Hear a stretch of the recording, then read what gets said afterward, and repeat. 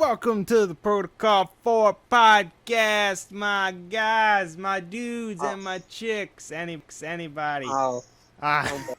Oh I boy. can't believe we left off the non-binary people. You jerk. non-binary. Yes, there you go. Perfect. Thank you for reminding me. For anyone viewing, that is the best way to view it. For any person viewing and any non-humans, potentially. Depends. Gasp. You Hell never yeah. know. We might have that alien audience. You know, we might even attract a few dogs. I can't believe Martian Manhunter is a fan of our work. I'm proud. But yeah, but we're Or all, the reptilians. yeah. Well, the reptilians are a given. I mean, we are secretly, broadcasting subliminal messages to them on a daily basis. Oh shit, I shouldn't have said that. But yeah, welcome to Protocol 4 podcast, episode 13. Johnny is still not here. So yeah, really. He said he was going to be like busy with things for a while, and he like never elaborated on that. Well, there were things that weren't this, so that's ultimately where the point is. It's his loss. Yeah. You know, he I mean, wouldn't want to talk Johnny's so busy controlling the stars that sometimes podcast isn't in the stars, and that's just sad. No. But Just yeah, we have finally. It's really a week that actually had some pretty interesting news. It was Comic-Con this week, but it's still going, correct? Yeah, I think it probably ends today. Okay. But so we aren't gonna be able to talk as much about that because it is still ongoing. We'll probably talk about more of that next week, but there was still some pretty damn interesting news that's come out. We'll start out. It's weird because we've been having a lot of this, and it's really getting me to realize just how many celebrities keep dying. But Chester Bennington, who was the lead singer for Linkin Park, committed suicide this week. Sorry, continue. No, yeah, I need to work on it. I'm always like, no one should interrupt anyone, but I feel like I've been doing it lately. I don't want to go on about this for too long because it's very sad, especially considering the conditions of his death. But I think it's important because, especially for us, we grew up right in that time where we were in middle school, or even late elementary school probably, and Linkin Park was like getting really big. I'm sure I wasn't the only one that had their albums.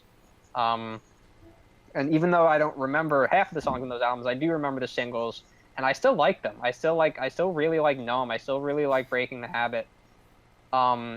And you know, even though the band is kind of sold out, I think a lot of the people my age kind of thought they did. It's very sad that something like this has happened. How did they sell out? I didn't follow Linkin Park past I think like their third album or something. I didn't really follow them even then. I just knew their popular songs. But how did they sell out? Well, I mean, obviously it kind of started, I feel like, with Transformers, where they did the song "What I've Done," and "What I've Done" is like, it's closer to their old music than the stuff they've done since then, which is like very poppy. Like I don't even really know if you can describe it as rock from what I've heard of it, which is kind of a crazy change. It makes a little sense because they always, I think, had like a sort of a DJ element, a rap element in the group, so it would make sense that they would transition to pop, but. From what I've heard, it was very different. I don't think it was very good from what I've heard, but then maybe they had some other songs, some other deeper cuts. But yeah, no, it was very sad to hear this. I heard it at work. Someone mentioned it to me, and I was like, "What?" Like I was very surprised.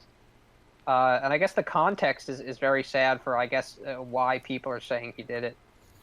Well, what's kind of it's kind of weird. I was actually doing a skit at work with one of my coworkers where I was just randomly singing old Linkin Park songs in a joking voice. This was like the day before he died, so then I found out he died.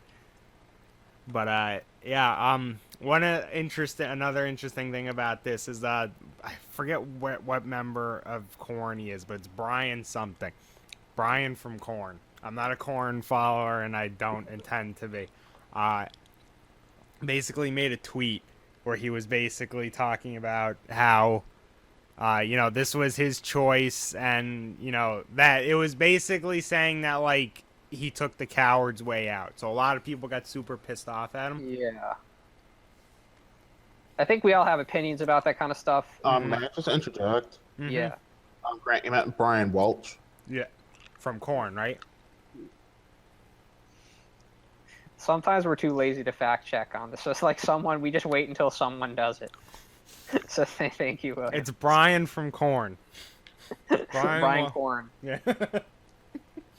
But yeah. Yeah, getting back to the kind of the sad stuff we're talking about. I think everyone has opinions about that, but like, yeah. I do want to talk about suicide because of personal reasons, but with Linkin Park for me, my like musical interests, I didn't get into like Linkin Park until like late high school, and even then it was like getting into is more like I became aware of stuff like Tool and them because when I was younger, I just listened to hip hop and R&B. So a lot of those like those rock stuff, they just flew over my head completely. I just find that funny that Still, I guess though, you got into Linkin Park and Tool at the same time. That's like a very interesting combination. Yeah, like a bunch of like things that people already knew about middle school, I just learned about in high school. I was pretty much nice from like Scott Pilgrim that degree. Yeah, but yeah, I mean, as we said, we're not gonna continue on it too much. It is sad, and William doesn't want to talk about it as well. I will say, supposedly it's linked to the death of Chris Cornell, who died in May. I think a drug overdose, and they were good friends. Oh, really? I Him didn't know and that. Chester Bennington. So yeah, it was he died on what would have been Chris Cornell's 53rd birthday. Yeah. So the whole story is very sad, and but yeah, I don't know. Yeah. But I'm not making any promises to listen to Linkin Park music in his honor because I refuse to listen. Instead, you should watch Linkin Park AMVs. Yeah. That would not be. Did they still make those? Because like that was a huge thing back in the day on YouTube. Yeah. I was like, I think wasn't that like literally when AMV started? That was like the only band that like they did it with. It was always Naruto Chester, too. you have a legend where you just created AMVs. Way to go, man. Yeah, but yeah. So I'm sorry for your loss. Yeah, peace. Yeah, peace be with you. I still don't like your music, but peace be with you. Yeah. Oh boy. So this one is definitely a Logan topic because if the mere mention of the name of this thing fills me with rage. Okay. But it fills Logan with joy. Yeah. Does it? It feels kind of a difference where sometimes I'm happy about it, sometimes Yeah, it's a little bit like that for me too. Obviously, you're a very big fan of this too, William. Shouldn't discount that. But I guess for me, even though I've complained about it kind of a lot, it does still kind of hold a special place in my heart, which is One Piece. One Piece had its 20th anniversary recently. I heard it was the 22nd, but it wasn't. It was the 19th because Jump came out early that week, so that's an interesting fact. But 20 years is crazy. Like I said, I complain about One Piece pretty often. Just the current story direction and the current way the characters are portrayed, essentially. But writing and drawing the same story for 20 years, and there's gonna be changes. That's for sure. Yeah, and doing it as well as Oda did for like say 13, 14 years of that is amazing. The fact that he takes a break, like 1 week break every month, is it's ridiculous. Yeah, I mean he's clearly gotten very burned out, and like who wouldn't be? The fact that he still does it is very respectable, and I still think he is definitely a special type. Yeah, he's one of the younger authors in Jump right now, isn't he? I guess he was. I don't, if he is in general, that would be very interesting. But yeah, I think he certainly started his career very young. I think he drew most of his one-shots volume Wanted when he was like 17 or 18, I think. Yeah. But the sort of the big news that came out of this anniversary, and this is the kind of news where sorry, I just shifted positions if there was a weird audio thing, I don't know. But there you go. This is the kind of news where if I heard it, I would be like, okay, like that's cool, but maybe this will happen, maybe it won't happen. Some things like this sometimes fall through. However, this news came straight from Japan. They had like a press conference where the Weekly Shonen Jump editor-in-chief came out and announced this, which is kind of it's a pretty unique thing for what this is, and I don't know if it's ever really been done that way before, and I won't. I certainly never heard about that happening before. Yeah, I won't keep you in the dark any longer if you haven't heard that. The news is that there will be a One Piece live action series in the U.S. U.S. produced Hollywood, as they say. And I don't think I've ever heard like a American production announced by, the Japanese kind of creators of that property. A part of me wishes that John was here just so he could just like work. Okay, there's a bit of error going on here. Yeah, I did hear that. Yeah, that was weird. But yeah, no. Hopefully, we'll give him a sort of a Johnny corner next week to run through stuff.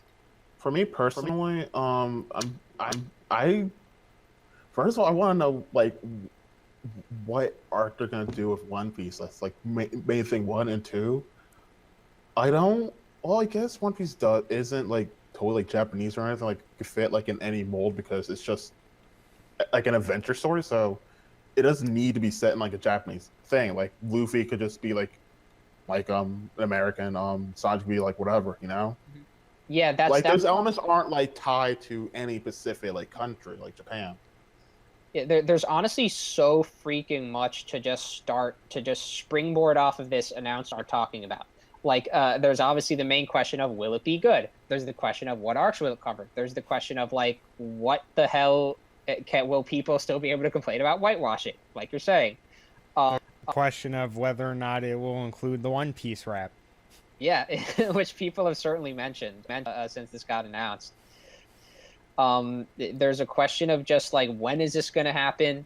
There is somewhat of a question of is it going to happen, and there's a question of how much is Oda involved because he commented on this. Oda said that he actually picked an American studio because he didn't want to betray fans and because he thought it would ensure quality more than if it was a Japanese adaptation, which is very interesting. Foreign TV dramas have much bigger budgets, which is probably true.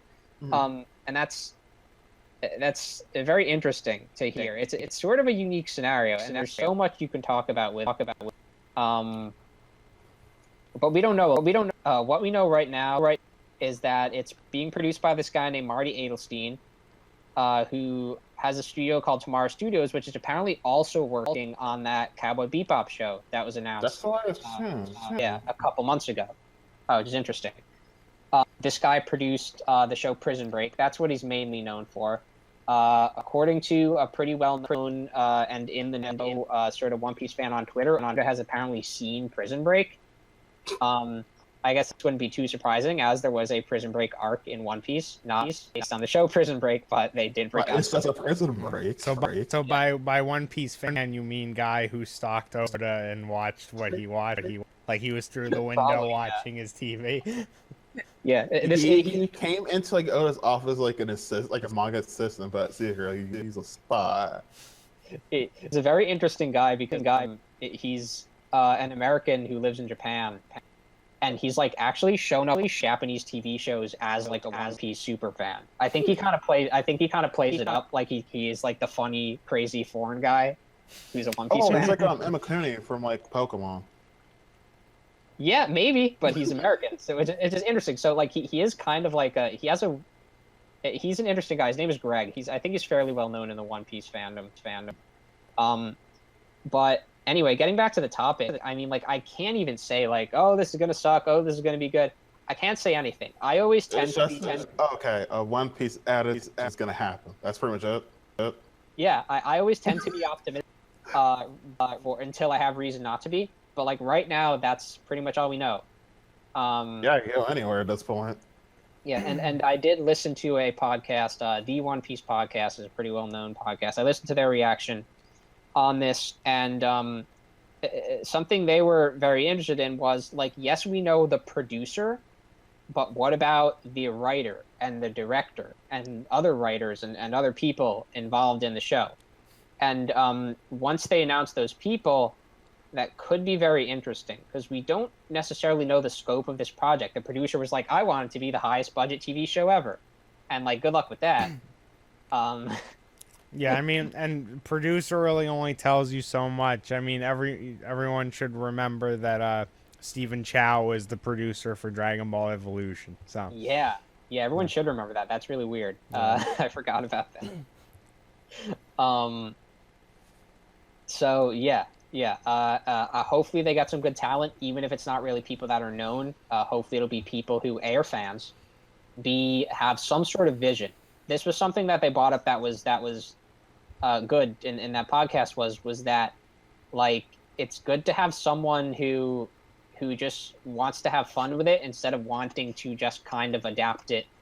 Because if you just do that, it's probably going to end up being more serious than the original, which it kind of should be in some ways, because like you can't just straight adapt manga mannerisms and the way his characters act. hey, Phoenix Wright did it. Which was very cool, and which I guess maybe to us Americans like feels a little more normal with it having been a Japanese production. I feel like if they adapted One Piece for America and had the characters act the same as they do in the manga, that might be weird just because they're speaking our language. That's like another topic of discussion. But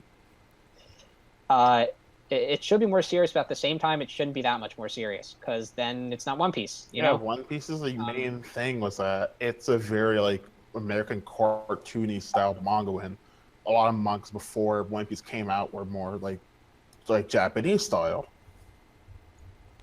Like the big name Jump before One Piece, I think, was like, I don't know what was like the big thing in Jump by that point. Wasn't well, I mean, I guess certainly it was Dragon Ball, really, but I guess Dragon Ball was kind of, it was blazing the trail, but there probably at the time in 1997 probably hadn't been too many Dragon Ball inspired mangas at that point. So yeah, okay. Will, you're probably right that there were probably like a lot of other kind of more serious shonens that we don't even remember. Because I mean, like things I can think of, I'm not sure Shaman King came out before. No, I don't know if Shaman King came out before One Piece, around the same time. That was something I could think of would be like a thing for that time, because when I think of the 90s with Jump, I think of like Yu Hakusho and such, right?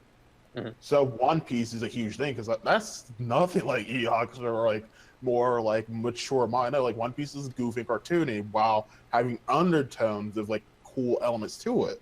That's something Jump never like really had that much before. Like Dragon Ball's close to it, but One Piece took like the Dragon Ball element and made it into a different thing, which makes One Piece stand out well. So if you just made One Piece serious, that ruins the uniqueness of what made One Piece so popular in the first place. And there's like kind of a danger of that, I feel. But like we'll see.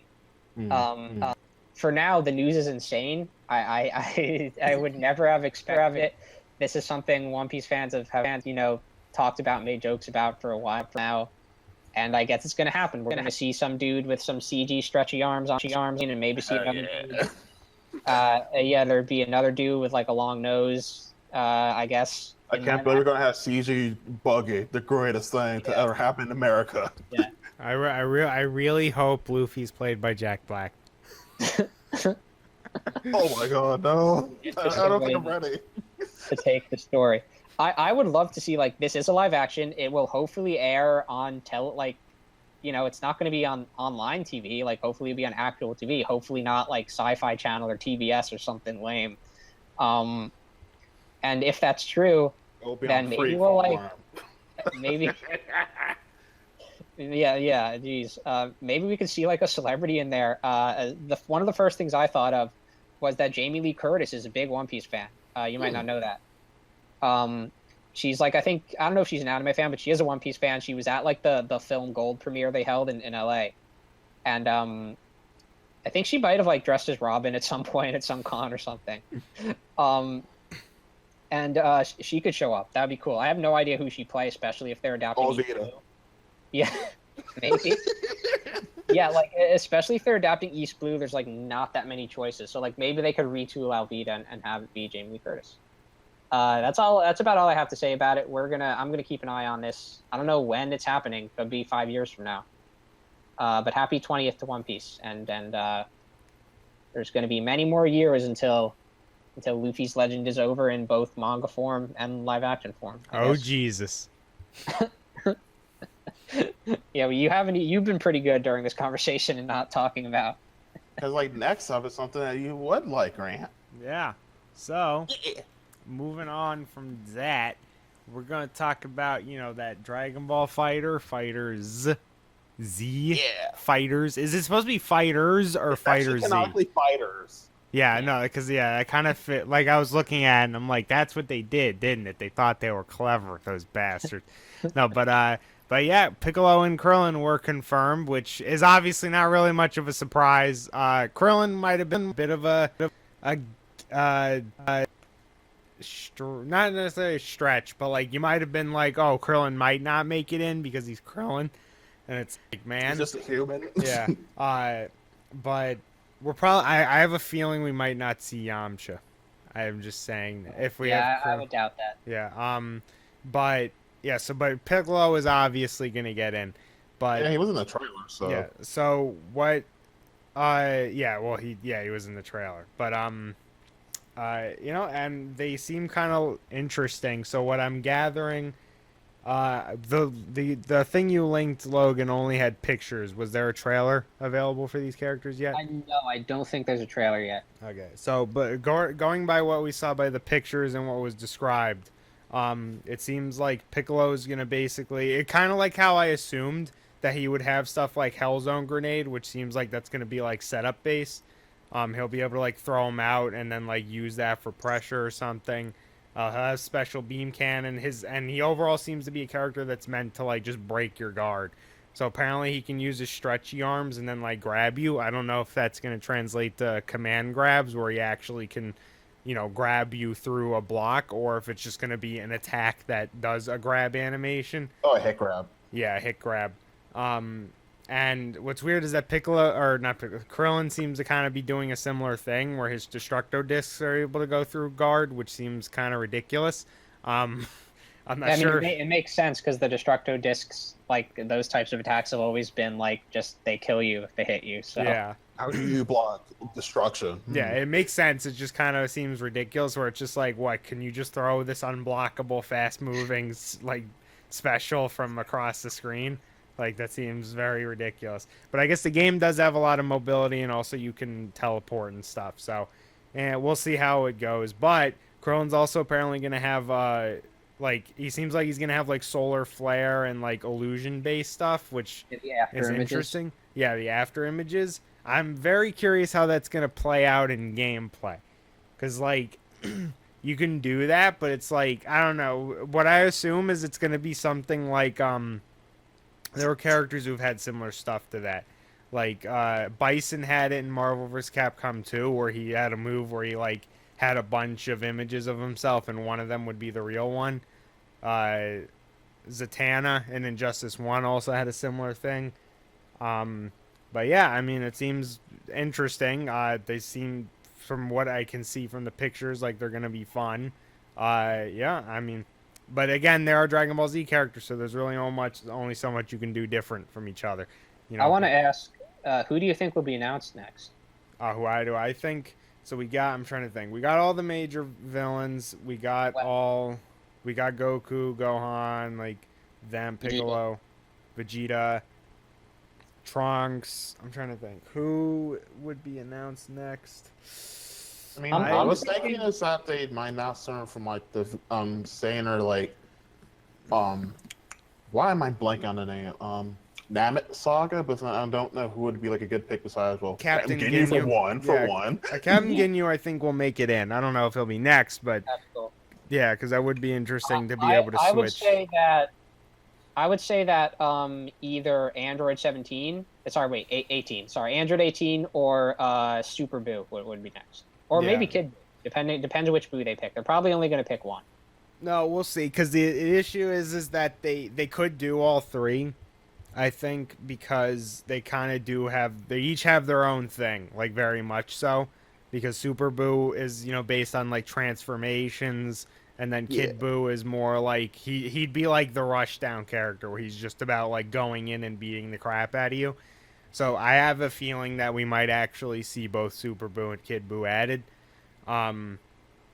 It's because it's different. It's not like with like Frieza where there's actually like a distinctive personality behind each transformation with him. Like with Boo, every transformation is kind of it has significant differences from each other. But yeah, Android 18 will probably get in. I feel like if it's So I think it would be funny. cool just so that they can have the Super Android 17 installed. yeah, I mean I would that also would say Go Tanks. go tanks. Yeah. Yeah, I think because we're probably not going to get fusions as an actual mechanic. So yeah, we're probably going to get uh, Vajirat, um, That and yeah. I mean, I still hate saying Vajirat, but yeah, that is technically his name. But yeah, no, that And is the don't forget, truth, people. Mystic Go On. Yeah, I mean, everyone I tell that to, that Vajirat is his name, is always in disbelief because he was always What's called funny is Vegito. that I still remember in middle school when I said Gogeta, you were so mad I said that. You're like, no, it's Vedra. That's the canon name, William. And I never forgot. For a while, to be fair to you, I had a much stupider one with Johnny where I used to insist that Gogeta was pronounced Go Getta. Like I was like, no, it's Go Getta, damn it. Yeah, but yeah, it is Gogeta. But yeah, in the original manga, his name is Vajirat. Vegito was an anime. I think that might have been added in the American Vegeta was an anime. anime? Yeah, he was his Is own that what you anime. said? He was his own anime. Oh my god. But yeah, so this one actually, our next topic I think is going to be kind of interesting because we will get. I will say we will get to more fighting games later. Yeah. But I organize these weirdly. So. Oh yeah, you did. Yeah, I forgot. You did want me to organize it differently. Well, Same logo for everything. well, okay. How about this? Our next topic is a giant piece of shit. Marvel vs. Capcom Infinite. I don't know. We'll do it now. Yeah. So it doesn't. It's Marvel Infinite's kind of interesting because I think gameplay Interesting wise is the adjective I'd use, yes. Yeah, I mean, gameplay wise, it looks decent. Like, it doesn't really, like, because that's the thing, is like, the reason why I play Marvel is I like a lot of mobility. And, like, Infinite kind of seems to have taken that away, which is lame. But also at the same time, the way it looks makes it seem like characters will be able to do more instead of just having to rely on just, like, doing some, like, broken ass shit, like, the entire freaking match. Like a character like Strider will probably be more fun to play in an Infinite style game because depending upon what changes they make to him. But I mean the graphics look pretty bad. Frank West somehow Capcom managed to once again make an incredibly bad model for Frank West for a fighting it's not game. Frank West anymore, it's Frank East. Yeah, and that's what's weird is because we had Rank Fest in Tatsunoko versus Capcom, and then he was Frank West in Marvel 3, but now he's Frank East. So yeah, he's got Frank West has at least two other cousins, I guess. So I don't understand this thing of Infinite where like Capcom seems. Well, I did make an expression I think in like our little chat, but like Marvel's Capcom Infinite's like, okay, we have this deadline, so let's just like port our old characters from 3, but then they had to rush too far, so they're like, okay, we're porting them, but we can't model them correctly. So let's just go with whatever. Yeah, and like that's the other thing I wanted to talk about is because they're bringing in characters from 3, and it's like Nemesis got in, and you know what? I like Nemesis. I'm happy he's in the game. I don't like how he played in Marvel vs. Capcom 3, and he fucking sucked in Marvel vs. Capcom 3. He was low tier for a good reason because he didn't do anything. He was just a giant lumbering guy who was slow as hell, big, so it was easy to hit him, and he did a lot of damage. That was his thing.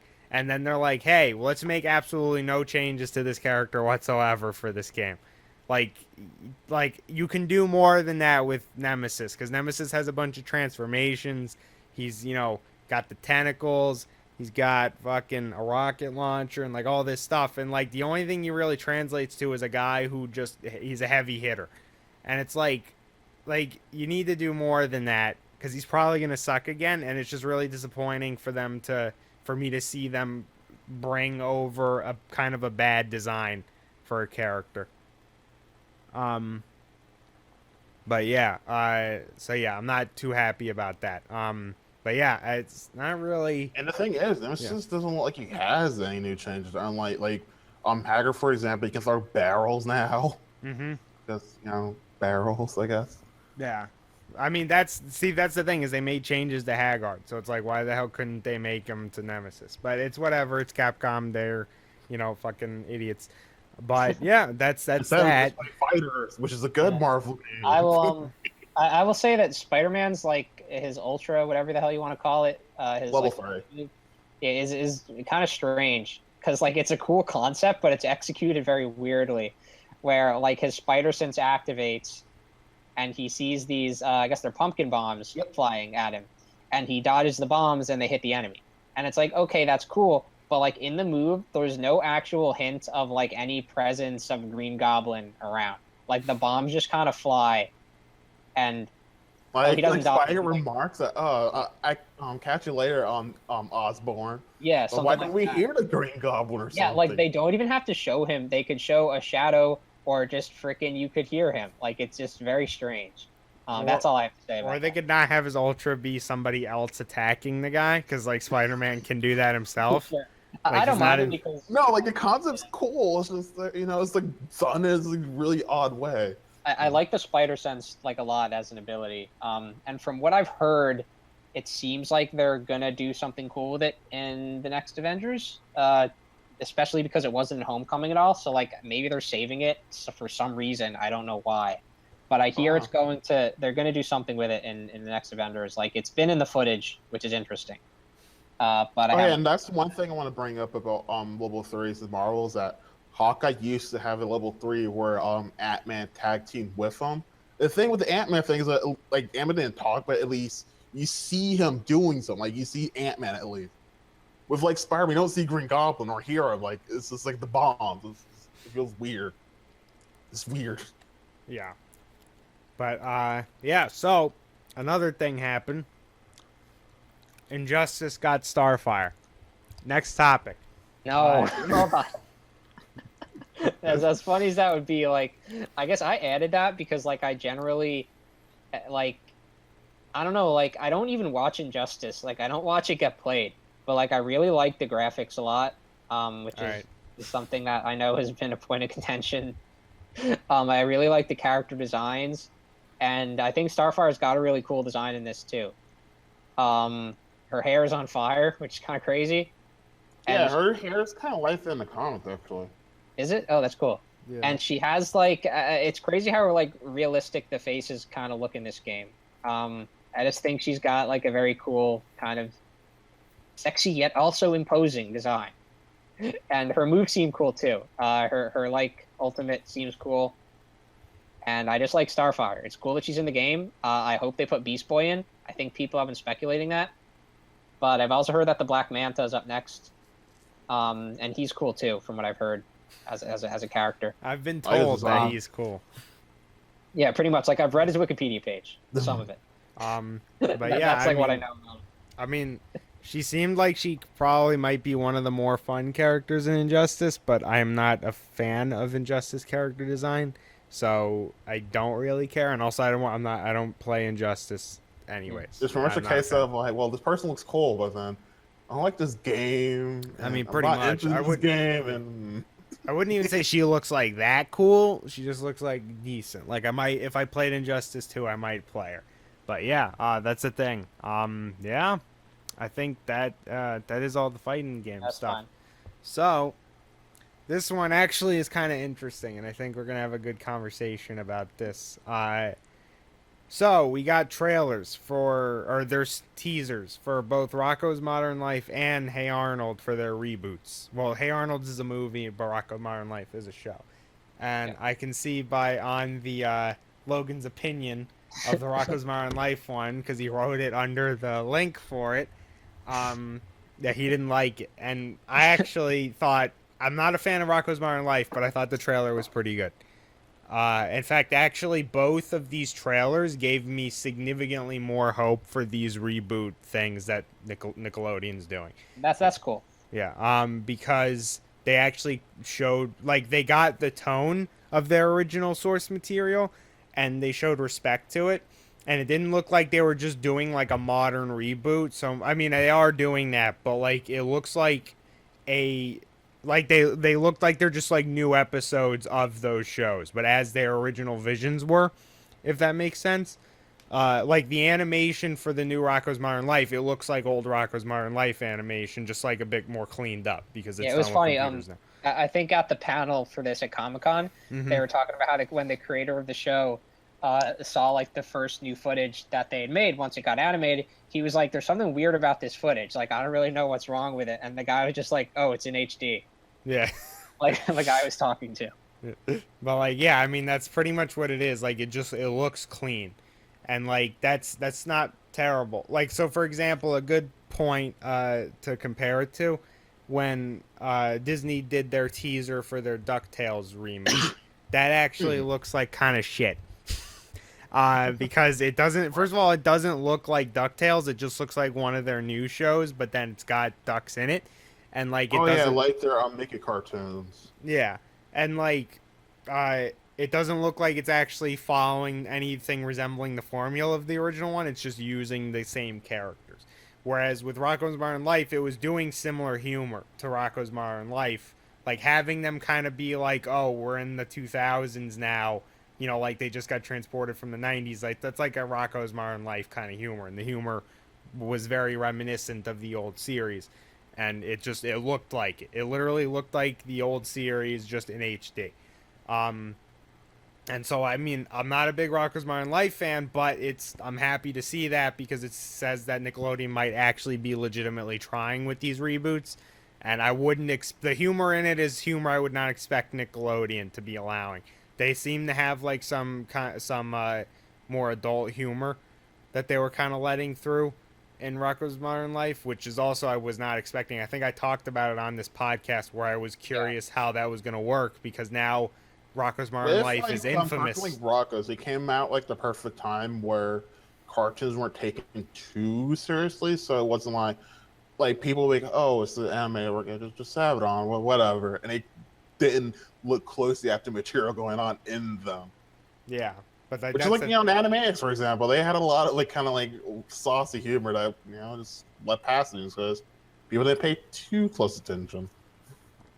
But yeah, that's the thing is that that was just very curious because Rocko's Modern Life is infamous for its adult humor now, and it's interesting to see that they actually might be letting them continue to get away with it, which bodes well for the Invader Zim reboot or continuation, whatever it is.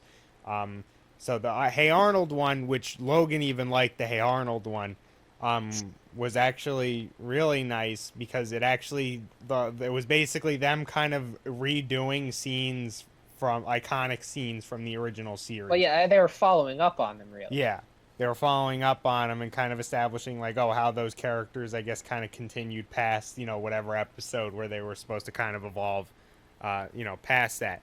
And it was just cool because it was them. I don't know, like it's basically the same similar thing as Rocko Modern Life. It's capturing the atmosphere and the feel of the original show in a new setting, that's the best way you can that's really the best thing you can hope for a new continuation, because the worst thing you can hope for is something like the Powerpuff Girls reboot, which is literally here's the old thing and now here's twerking and now there you go, there's your new show anymore. It's like you're the characters but like nothing else. Yeah, like it's actually capturing the original fucking point of the original shows. So I'm happy with both of them.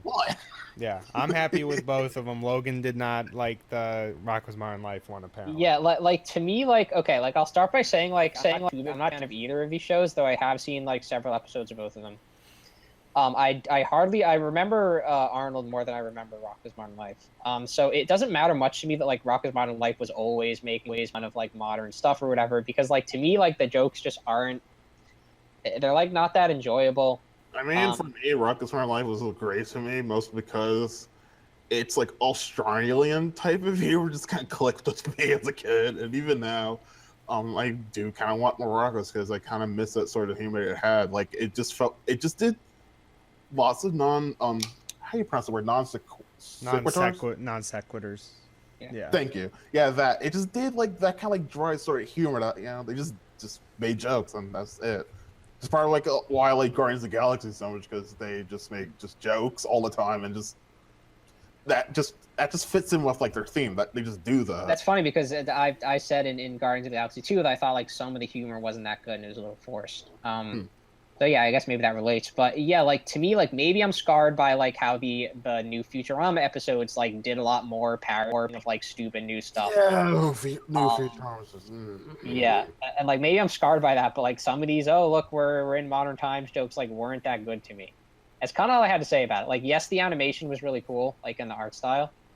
But like other than that, I didn't enjoy it too much as a thing. But like Hey Arnold was like it would not only was it just regular good, it was really good as like a reintroduction to this show. Like just as like a trailer or whatever you wanted, like a sneak peek. It was almost like this cool little short film, just like setting up all the events. And like what it literally did was show you like, yeah, like, hey, here's all the characters from the old show. Here's kind of what happened to them. Here's what they're like in case you forgot.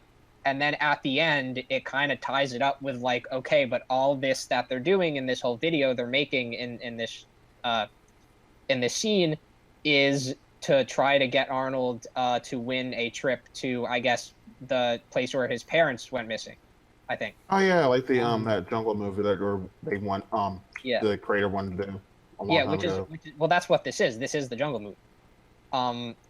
So that's like so cool. Like to show that at the end, it's like, oh, like this is why Arnold should have his trip, and it's like, oh, they're like setting up the new thing. Like that was like it was extremely well written to me, just like in that respect. And like I really enjoyed the entire thing. Like I enjoyed the voice acting. It was like emotional and it was funny. Like I was never really thinking of rewatching the old show, but like I definitely might at least rewatch a few episodes now. Yeah, there's a lot of good episodes here on that you probably missed. Yeah, there probably are. But yeah, like I really, really like that introduction to this new version. It's very interesting that we were talking about this before, and I think we were a little bit doom and gloom about it. And I think I know Giant was worried. Yeah, things turned out well. It'll be interesting to hear his opinion on it because I think he's a big Hey Arnold fan. Yeah, I still would over a group. I still wouldn't say turned out well. We still have to see the shows, but it's looking good. It's the prospects for it have significantly increased in their, goodness. Yeah. But yeah, so we got, more superhero bullshit. Yeah, that's what I wrote. You love them? Superheroes. We're still in the modern age of heroes. Yeah, obviously this is Comic-Con. It is superheroes. There's been a lot of superhero news. Even though there was news at D23, that was what we talked about last week, there's more freaking news about superheroes. But so we got Noah Hawley. Is that how you pronounce it?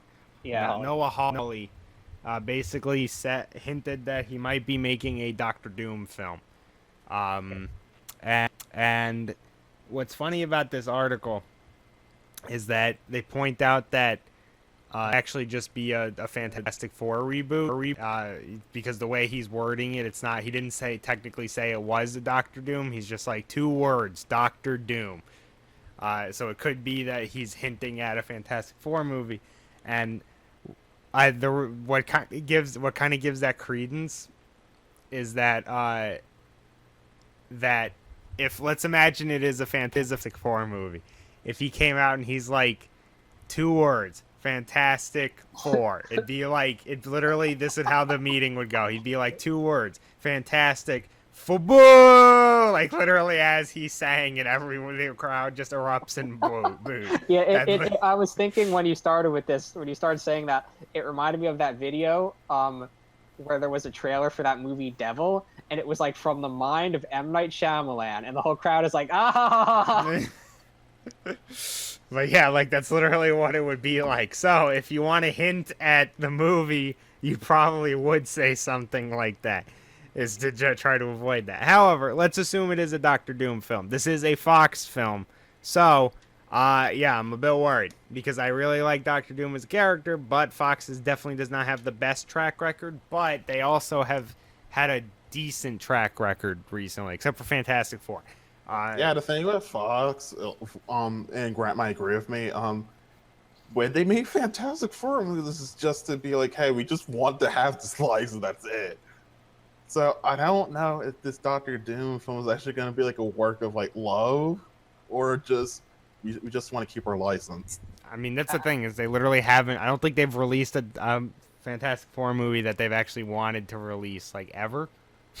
Like they all were basically like Ponzi schemes to keep the rights to Fantastic Four. So It's this strange thing. It's like we want the license, we don't actually make a good movie or anything. We just want it. Yeah, but here's the interesting thing about this Noah Hawley guy. He's like in charge of 2 TV shows right now. One is Fargo, which is inspired by the Coen Brothers movie, and the other is Legion, which you watched some of, William. And I watched the whole season of it. Legion is an X-Men show, which is Fox also. And its canonicity to the movies is kind of tenuous, but it is like a pretty cool show for what it is. I found it felt a bit try-hard at times, but Fargo and especially Legion are like pretty stylish. Like they use music a lot. They just kind of do fun things and have fun characters in them. So like that's like Noah Hawley. Like I don't really know who I would compare him to, but he's definitely one of these people who's inspired by Tarantino. He's inspired by Edgar Wright probably, in just trying to be extremely stylish with what he does. So especially if this is like a solo Doctor Doom movie, that could be very interesting because I assume Doctor Doom is a pretty serious character. So to still be very stylish and be about the character would be interesting. But yeah, I know Doctor Doom. He's like has a lot of different interpretations of his character. Like overall, like, he's written well. He's generally like really cool. Like I forget the crossover's name specifically off the top of my head, but there's one where Doom just gets power and like he kind of acts like a guy with it, even though like all the heroes like no, he's a villain. He's clearly evil. Yeah, that was that was in the comics. It was like a couple years ago where he like became God or something. I think it was called Secret Wars, but yeah, it was kind of this interesting thing where like it was written pretty maturely, where like Doom seems like a nice guy right now, but having all that power, I don't know. Well, there's actually there's a quote from Stan Lee in this article where he says Doom shouldn't really be considered a villain because he just wants to rule the world and maybe he could do a better job of it. That's what Stan Lee says about him. well, yeah, Like Doom is a conqueror. That doesn't mean that he's conquering her evil, mind you. yeah, I mean Doctor Doom's a weird character because he typically was a villain, but it's either usually due to a good writer who wants to write him more complex, or a bad writer who writes him so badly that he's actually still like the nicest guy in the room. Speaking of Civil Wars, or no, it's not Civil Wars, Secret Wars.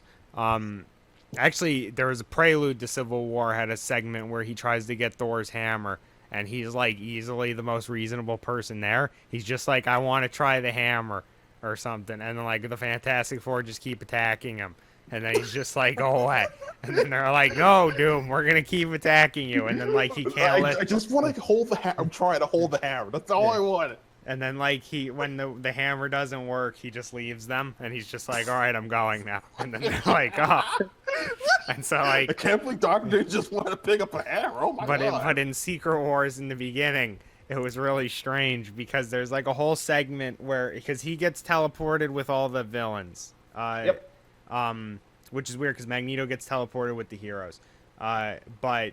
I mean, Magneto clearly is doing what he's doing for a good cause. But like Doom gets teleported there with like Ultron and Galactus. Yeah. And he has a really weird thing. I'm trying to think of the guy's name. He was in Are you talking about the character's ability is like atomizing or something? Yeah, I think it is. Do you know? I know what you're talking about, but his name's also not clicking to me. Well, I don't really. Oh, Tommy. Yeah, like I might know the character, but like I need more information. He's like, because I remember his whole thing was he became kind of like a pacifist for a while, but he was like the guy who was like the villain of Secret Wars or whatever. Well, no, I think he might. Wasn't that like the Beyonder? No, it's not the Beyonder. No. It's not him. Okay. He's the guy who made like the Secret Wars. Okay, well, I don't know. But in any case, I'm forgetting the guy's name. It might have been a no. I don't think it was. But in any case, yeah, it's this guy. Molecule Man. There we go. There you go, Molecule Man.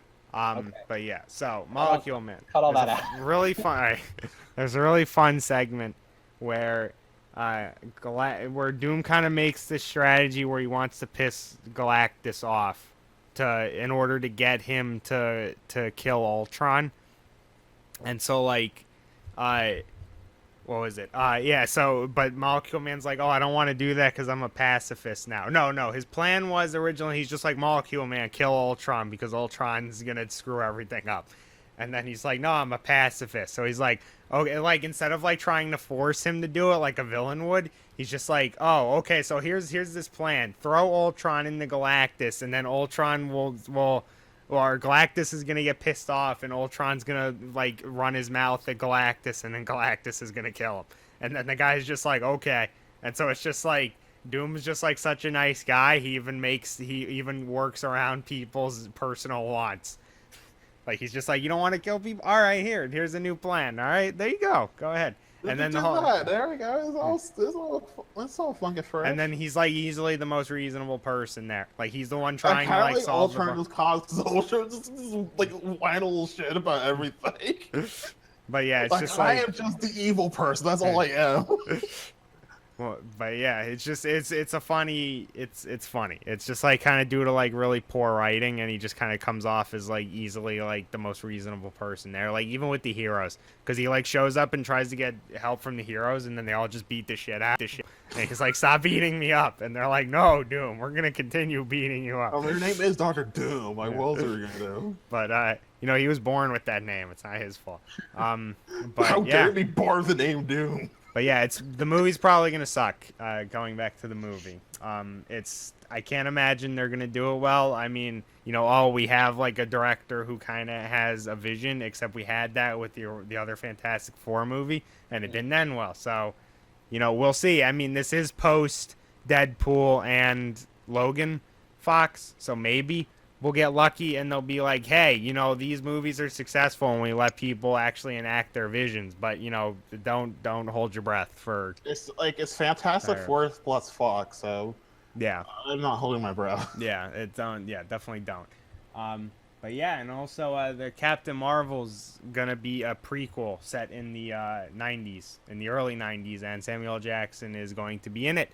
There you go. There you go. Nick Fury? That's a fact. That certainly is a Marvel movie. Marvel has not done something quite like this before, a prequel, especially because, like, in the MCU, it's kind of like all superheroes started with Iron Man, you know? And now we learned that's Captain not really... America, the First Avenger, that was a prequel.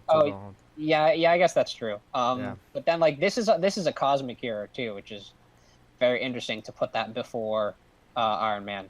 But something really interesting about this to me is that, yes, Samuel L. Jackson's going to be in it, but this is Nick Fury in the 90s. They say he's going to have both of his eyes. So this could possibly be one of the larger roles that we've ever seen for one of these, like, de-aged through CG characters. Mm-hmm. I guess I would say maybe the largest role before that was, like, Clue from Tron Legacy, because that was the villain. Mm-hmm. But he looked a little weird. But Marvel's been doing that kind of stuff really well. They de-aged Michael Douglas a little bit in Ant-Man. They did it to Robert Downey Jr. a little bit in Civil War. And so now we might have young Samuel L. Jackson having a pretty big role in this movie, which should be cool. The other big announcement in this is that the Skrulls are going to be in it, who are big mainstay villains of Marvel Comics. They're these, like, shape-shifting aliens, I think. Yeah. And there are probably a lot of comic fans who are going to be pretty happy to see them. See, with me and the Skrulls is that the first knowledge of them was Marvel vs. Capcom 3, and the only thing I had to say about Super Skrull is that I like the fact that he's in just to be all the Fantastic Four powers in one, but I don't know their concept, so... Yeah, which would, I guess he might not be in this, the Super Skrull, because he's kind of a Fantastic Four person, and Marvel doesn't own them, so... Yeah. Alrighty. And more news. Some Inhumans. Inhumans. I wrote out some bullet points after this because there's so much Comic-Con stuff. There's stuff that I didn't even mention. There was actually a teaser for a show that's going to be on Sci-Fi called Krypton, which will be a show on Krypton about like Superman's grandparents. And the teaser is like the house. Everyone will know the name of the House L. And I'm like, is this like freaking Game of Thrones on Krypton? I don't know why you'd write a story about that, because it's just going to be a bunch of normal people being normal on a different planet. Yeah, maybe. Well, there's technology. And I didn't even put that in my rundown this week. But what I did write about Inhumans is that it apparently sucks a whole bunch. Inhumans is the new Marvel show that's coming to ABC after Agents of S.H.I.E.L.D. and Agent Carter. And I guess the Inhumans are these kind of weird lower tier characters from the comics who are like this race of genetically altered humans. But I think their leader, Black Bolt, is like one of the most powerful characters in the MCU, I guess, of the humans, I think. But they're making a show. It's on ABC, and it apparently really sucks. The writing is bad, from what I hear. The acting is bad. Apparently, the special effects look like they were made in film school, according to the Twitter that I read. And it's not very promising. So I won't watch this. I was thinking about it a little bit. Now I'm not. I'm like the main like Marvel show I'm holding out for is Punisher. That's like the one I'm gonna try to watch, because he has a great actor in Daredevil, so the Punisher show I have a lot of high hopes for. Yeah. Yeah, and they showed footage from that show supposedly at Comic-Con. There's a new trailer for The Defenders, and I don't really watch any of those trailers. I've seen all the Defender shows of Iron Fist. I'm still on the fence. Yeah. I'm sorry, fans. Yeah. I'm still on the fence. That makes sense. I haven't seen any of the shows yet. I want to at least see Jessica Jones, and maybe that'll lead me to watch the others. But yeah, the Punisher is a cool character, so if I want to get into him, then I would want to watch Daredevil, because he shows up in season 2 of that first. Then he's going to be in the Defenders. Then he gets his own show. It's a whole damn thing. The only one I say is kind of like low tier is like maybe Luke Cage. Even then, it's more like I enjoyed it a lot. It just has like issues that kind of make me frown a bit. It's just that it's very hard for me to get into a show that I've heard lots of people be against. That's all. For Iron Fist, you talking about? Yeah. I have. Yeah, definitely haven't been hearing great things about it. And that did get confirmed for a second season at Comic-Con, so we'll see how that goes. Oh boy, I need to get Iron Fist then. Oh no. And it's something I was thinking about recently, actually, before we move on, is that like it's kind of very interesting how Marvel TV turned out in terms of the MCU, because I think when they announced it, everyone was like, "Oh, this will be very connected to the movies, and there will be some crossovers, and maybe the Defenders will show up in Infinity War." And blah blah blah blah, and it really ended up not being like that at all. I mean, with Daredevil, it's just that the for all of them, the backdrop for the Defender show is just that the what happened with Avengers 1, with like all the aliens like stuff like crashed down and such. Mm-hmm.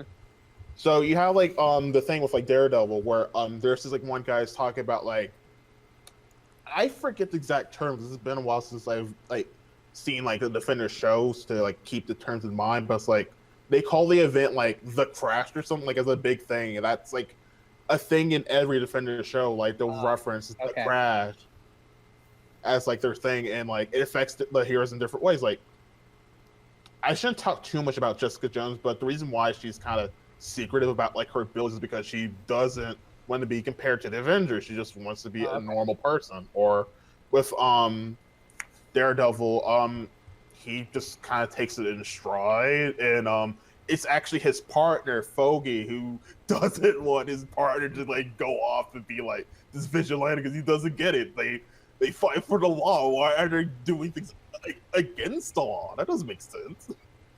Yeah, and that's the thing, I guess, is that it's just backdrop. And in Agents of S.H.I.E.L.D., it seems to be that too. Like, do you guys know that Ghost Rider is in Agents of S.H.I.E.L.D.? What?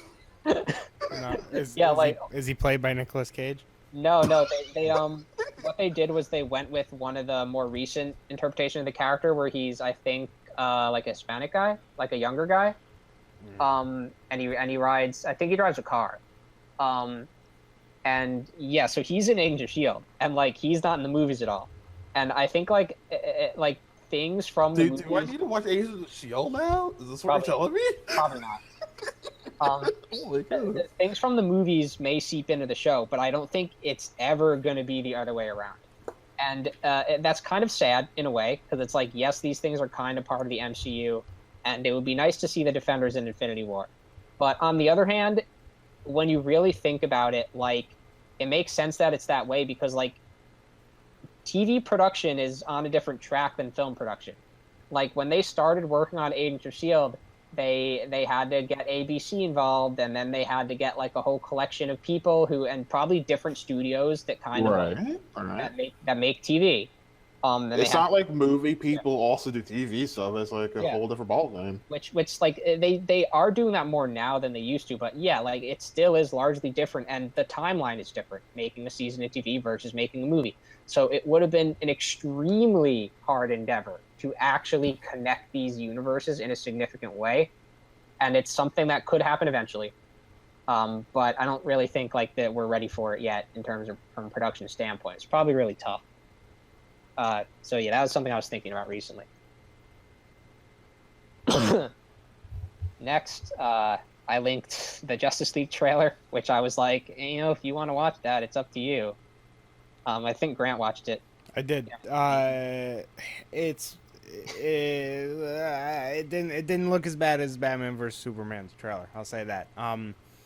It's like it looks like they're making movements in the right direction with the DC and the DC cinematic universe. The poster is very colorful.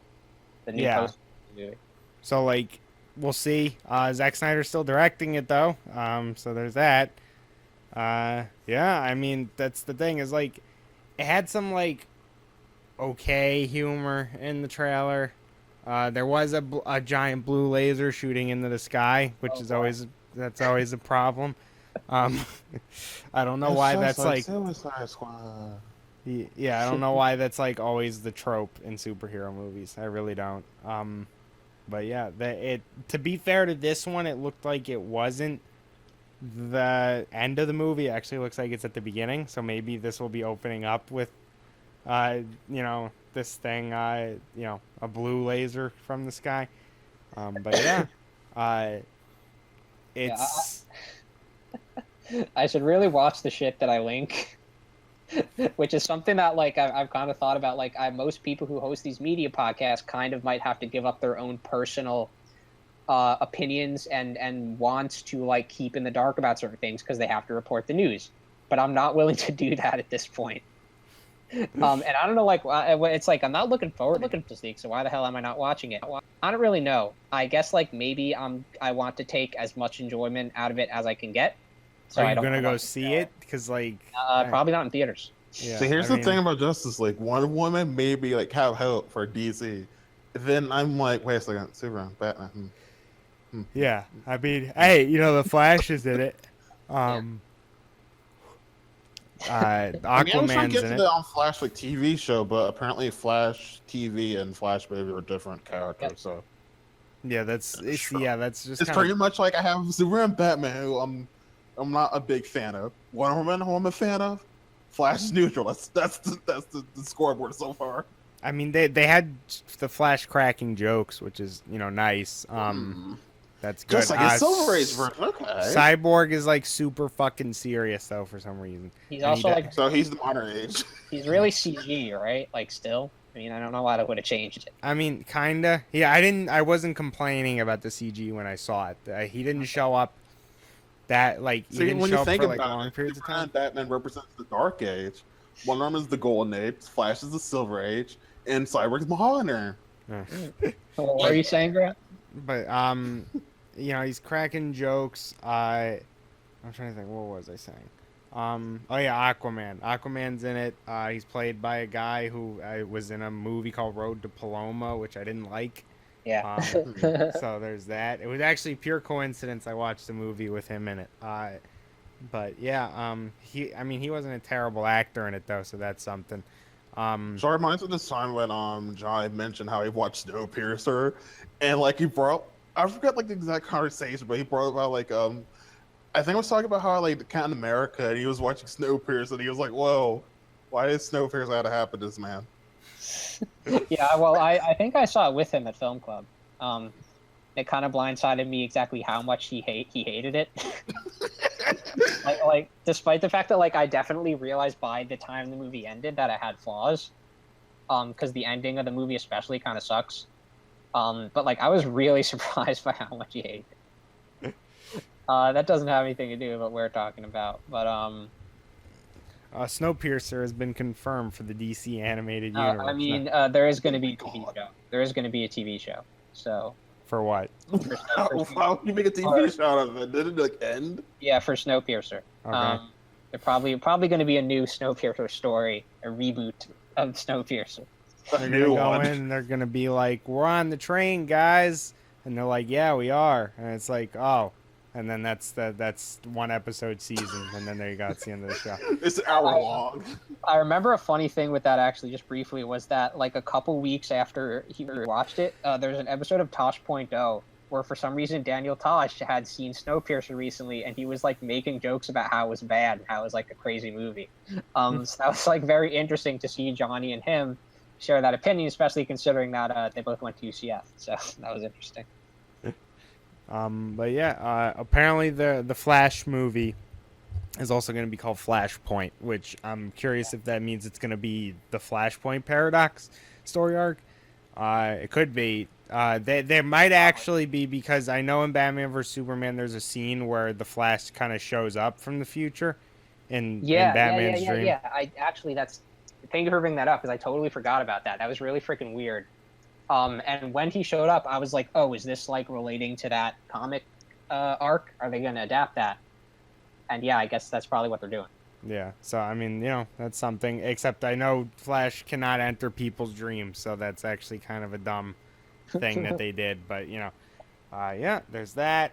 I'm trying to, what else do we got here? We got the Gambit movie. It's being reworked. I'm not so it's because they wanted to get an R rating, or they wanted to avoid an R rating. No, they wanted to probably get an R rating. They That was like the Deadpool effect? Yeah. The Channing Tatum was just like, yeah, we're reworking it because of the effects of Logan and Deadpool. They kind of changed our view. So yeah, this is going to be another movie that kind of tries for an R, which is something that in past episodes we've kind of maybe warned. I don't know who the frick we're warning. I guess we're warning the people making these movies against like focusing too much on the R rating over everything else, which is a good warning. But who knows what that's going to be like? Is anybody a Gambit fan here? Because he has pretty hardcore fans. Well, I know Johnny Gambit in like the Marvel games, and I think the comics too. Maybe, I don't know. Yeah, he also liked them in the show, if I recall correctly. I'm kind of different again because I don't know him too well, honestly.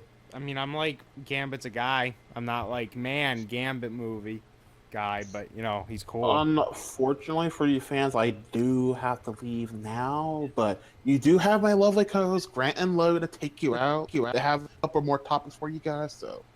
We're gonna end this in like 5 seconds. So well, I guess I'm kind of on time. Our time. You got like one more thing, and then okay. So take it out. Alrighty. And then wait, sorry, where you going? Okay. He's gone. Yeah. He's gone. Alrighty. But yeah. So and then also there's a new Spawn movie coming out. And not only that, but the production side is pretty cool because it's being like written and directed. Guy who made Spawn. By Todd McFarlane.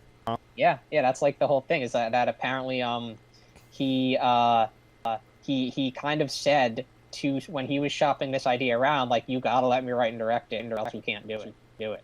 And he found a studio which is kind of not like a major studio, but it's this place called Bloomhouse, I think. And like I think they've had their hands up recently. They produced Get Out, which is a very well liked movie. And they're just gonna let him do what he wants. Spawn is yet another thing that I'm not a big fan of, but it seems like a cool character, and it's definitely news worth talking about because Spawn is just one of those comics that got like an okay movie in the past, and people have been wondering like maybe it's What you're talking about? Did you just say that it got an okay movie in the past? I haven't seen it, so I don't know. It's supposed to be like obscenely horrible. It Okay, looks kind of horrible. Obscenely horrible movie in the past. Yeah. but it's nice that Spawn's coming back, and that's. Do you have any opinions on that, or? I mean, it's good. I like the character of Spawn.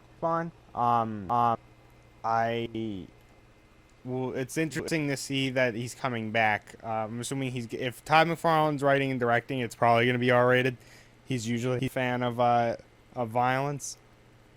Yeah, I mean, it's cool to get to see it, kind of happen, I guess. We'll see if it actually does end up being good. I mean, I'm trying to think, has Todd McFarlane written and directed a movie before, though? Not that I know of. Might just be, he probably just wants to do it because it's his property. Oh yeah. Also, I actually I looked this up because Blumhouse Productions sounded really familiar. This is the same company that did Paranormal Activity, such classics as that Insidious, The Purge, Sinister, Split, and Get Out. So yeah. Oh, Split is supposed to be good as well. So is Sinister. So it's an interesting track record. Yeah, they also did Whiplash. Yeah, Whiplash. So hello. So yeah, it's definitely interesting. I mean, it doesn't really matter. Their main thing is they're focused on the making of the movies and the money. So it's obviously not going to be really indicative of the final quality. But yeah, I mean, we'll end up seeing. I mean, it's good to see that the original creator's actually going to get a significant voice in the creation of this adaptation. We'll see how he actually acclimates himself to that new medium. But yeah, I believe that was it for this week. It's like a Bob Dylan sort of voice. It was it for this week, guys. Thanks for coming out. We got Where's my paycheck? Where's my paycheck, Grant? You promised me a paycheck for coming in. I'm not doing much else. Fuck you. Yeah, I'm sorry, Bob. I'll get you your money in a few weeks, but we can't deal with this on stream. It's some backroom stuff. I'll deal with it when I want to. All right, guys. Sorry, we gotta go before Bob Dylan. Oh my God, Bob Dylan, put down that chair. Oh no.